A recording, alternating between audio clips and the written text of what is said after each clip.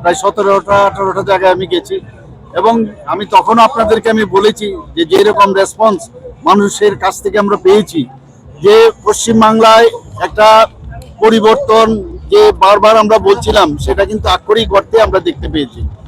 এবং শুধু পশ্চিমবাংলায় না, আপনারা দেখেছেন আমাদের ত্রিপুরাতে একটা উপনির্বাচন হয়েছে এবং সেখানেও আজকে ভারতীয় জনতা পার্টির যে বিজয় রথ সেখানেও আমরা দেখতে পাচ্ছি প্রায় 18,000 ভোটে সেখানেও আমরা জয়লাভ করেছি এই উপনির্বাচনে।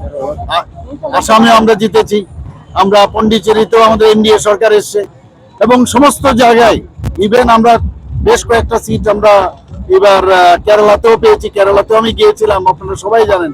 তো সব জায়গায় যেভাবে ভারতীয় জনতা পার্টি মাননীয় প্রধানমন্ত্রীজির যে মার্গদর্শনে আমরা চলছি এবং মানুষ চাইছে যে একটা সরকার, এরকম সরকার হোক যেখানে শান্তি বিরাজ হোক, সেখানে মানুষ নিরাপত্তাহীনতায় যেন না ভোগে, এরকম একটা সরকার হোক। পশ্চিমবাংলার কি দুর্দশা ছিল আপনারা দেখেছেন। আপনারা 34 বছর বামপন্থীরা সেখানে একইভাবে কাজ করেছে, তৃণমূলও 15 বছর ধরে করেছে। মানুষ এখন ভয়ের থেকে বেরিয়েছে। এটা মানে যেভাবে একটা আনন্দের এবং একটা যে শ্বাস নিতে পারছে এখন পশ্চিমবাংলায়, আর বিশেষ করে দেশের নিরাপত্তার জন্য খুব খুব প্রয়োজন ছিল।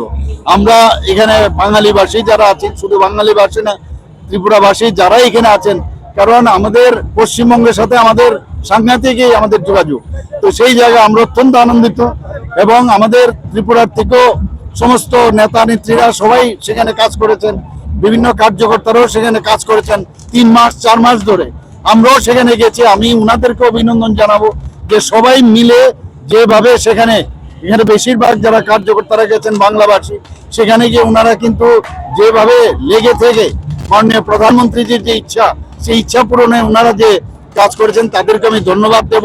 এবং আমি ধন্যবাদ দেব পশ্চিমবঙ্গবাসীকে, বিশেষ করে ওনারা যে দৃঢ় সংকল্প নিয়েছেন, যে সংকল্প যে অভিযান হয়েছে সেটা কিন্তু আজকে আমরা সেখানে দেখতে পেয়েছি। আমি ধন্যবাদ দেব মাননীয় প্রধানমন্ত্রীজিকে, পশ্চিমবঙ্গবাসীকে। এবং সত্যি আজকে যে কঙ্গ অঙ্গ বঙ্গ যে কথাটা আমরা বলি, 3টে জায়গায় কিন্তু আজকে সেটা হয়েছে। আমরা বারবার বলেছি যে যেভাবে গঙ্গা আস্তে আস্তে করে এই বিহার, তারপর উড়িষ্যা, এরপর চলে এসে এই পশ্চিমবাংলা, এবং সেটাই হলো কিন্তু।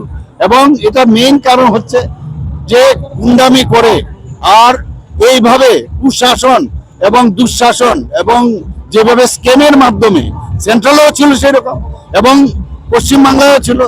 মানুষ চায় যে একটা ভালো সরকার আসুক, সুশাসনের সরকার আসুক।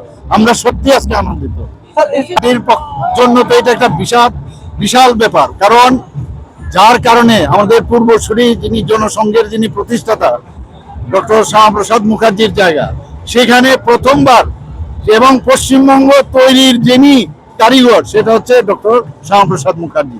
এবং সেই জায়গায় ভারতীয় জনতা পার্টির যে পার্টি এখন সেই সরকার সেখানে করতে যাচ্ছে, এটা সত্যি উপর থেকে উনি আশীর্বাদ করবেন। আর বিশেষ করে উনি আশীর্বাদ করবেন মাননীয় প্রধানমন্ত্রী নরেন্দ্র মোদীজিকে এবং আমাদের সর্বভারতীয় সভাপতি থেকে শুরু করে আমাদের অমিত শাহজি থেকে শুরু করে সবাইকে এরা মানে উপর থেকে আশীর্বাদ করছেন যে এই কুশাসন এবং দুঃশাসন থেকে এতদিন পরে একটা স্বাধীনতা আমরা পেলাম এবং দেশের সুরক্ষার জন্য এটা খুবই প্রয়োজন।